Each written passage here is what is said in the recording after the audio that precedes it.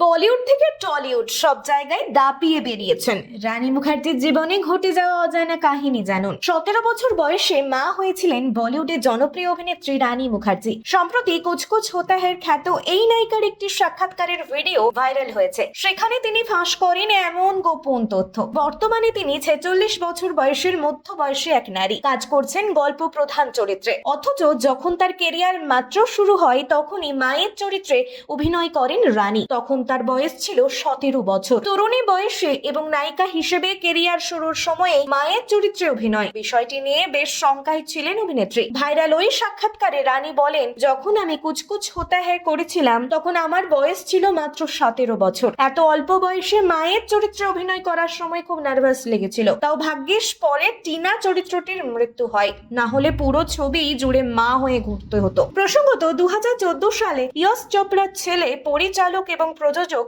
আদিত্য চোপড়াকে বিয়ে করেন রানী মুখোপাধ্যায়। 2015 সালে জন্ম হয় মেয়ে আদিরার। মেয়ে হওয়ার আগে থেকেই সিনেমার পর্দা থেকে নিজেকে সরিয়ে নিয়েছিলেন। মেয়ে একটু বড় হতেই ফেরেন বলিউডের পর্দায়। সবশেষে রানী মুখোপাধ্যায়কে দেখা গেছে মিসেস চ্যাটার্জি ভার্সেস নরওয়ে ছবিতে। এতে এক লড়াকু মায়ের চরিত্রে অভিনয় করেন তিনি, যে তার সন্তানদের ফিরে পেতে নরওয়ের সরকারের বিরুদ্ধে এক প্রকার যুদ্ধে নামেন। ছবিতে রানীর বিপরীতে রয়েছেন কলকাতার অভিনেতা অনির্বাণ ভট্টাচার্য। এই অভিনেত্রীকে কারা কারা পছন্দ করেন কমেন্টে জানাতে ভুলবেন না।